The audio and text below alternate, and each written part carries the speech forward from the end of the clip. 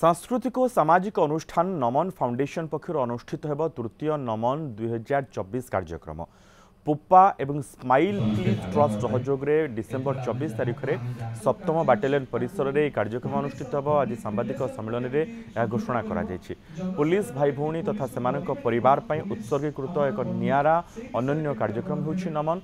आईन श्रृंखला रक्षा करने व्यतीत पुलिस निज जीवन को बाजी लगाई आम जीवन को सरल सुंदर श्रृंखलित कर प्रयास जारी रखि था।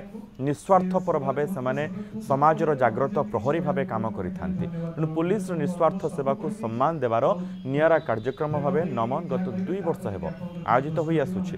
चलित वर्ष नमन तृतीय संस्करण में ओलीवुड बॉलीवुड अनेक अभिनेता अभिनेत्री कंठशिल्पी जोगदेवे।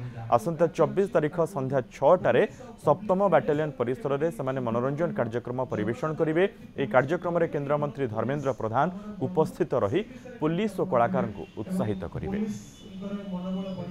जनता पाखे खबर पहुँचेबू जे को भली बलिदान देइछन पुलिस डिपार्टमेंट को भली त्याग करछन पुलिस डिपार्टमेंट। तो गोटे सुंदर कार्यक्रम माध्यम आम साधारण जनता एवं पुलिस डिपार्टमेंट समस्त मन भितर गोटे सचेतनतार गोटे सृष्टि कर पारिबु वार्ता।